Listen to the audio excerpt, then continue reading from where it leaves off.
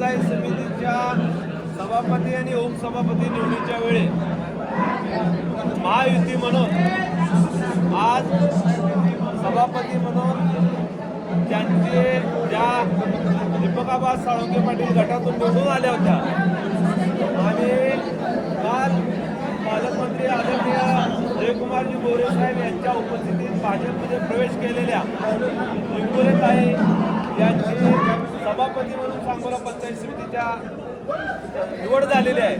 त्याचबरोबर आपले नेते शहाजीबापू पाटील यांच्या शिवसेनेतून निवडून आलेले नागरिकांचे अजय सरगर यांची पंचायत समितीच्या उपसभापती म्हणून निवड झालेली आहे. ही निवड ही महायुतीची निवड झालेली आहे. हे उमेदवार महायुतीचे म्हणून निवडून आलेले आहेत. या तालुक्याचा विकास करण्यासाठी आज महायुतीची सत्ता राज्यात आणि देशात महायुतीची सत्ता आहे. त्यामुळं या तालुक्याच्या विकासाला आणखी मोठी संधी मिळणार आहे. सांगोला नगरपालिका महायुतीच्या ताब्यात आहे.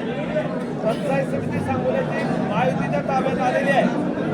गेल्या 63 वर्षाची जी सत्ता आहे ती सत्ता महायुतीनं आज रोजी खेचून घेतलेली आहे. मला सांगायला आनंद वाटतोय की ही गोष्ट चुकीची आपण दुसऱ्याकडून खेचून घेतली म्हणता येणार नाही. कारण मुळातच यापूर्वी स्वर्गीय आबासाहेब असताना शेतकरी कामगार पक्षाचे बहुमतात सदस्य निवडून येत होते. परंतु ही पहिली वेळ आहे शेतकरी कामगार पक्षाचे सदस्य अल्पमतात आलेले आहेत. 6 शेतकरी कामगार पक्षाचे सदस्य निवडून आलेले होते.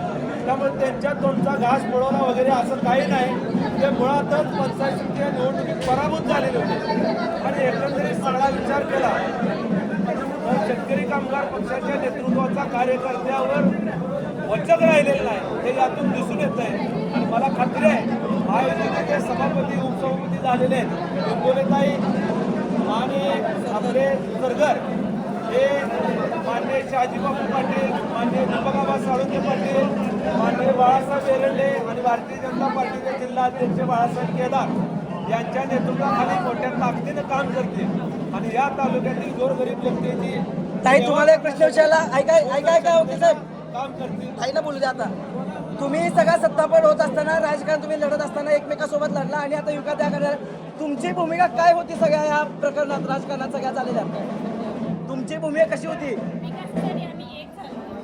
आबांसोबत तुम्ही जात असताना एकत्र आबांसोबत काम केलं तुम्ही आबांसोबत लढला तुम्ही आबांनी तुम्हाला कशा प्रकारे पाठिंबा दिला सगळ्या गोष्टींना खंबीरपणे कशी साथ दिली आबांनी?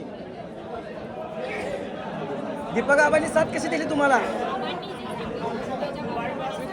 शिवसेनेची राज्यात सत्ता आहे. अजय दादा तुम्ही येणाऱ्या काळातला विकास कशा प्रकारे करणार?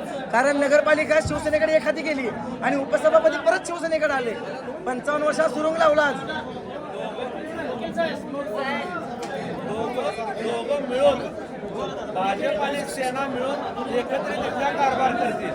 हे दोन्ही एक आहेत. दादा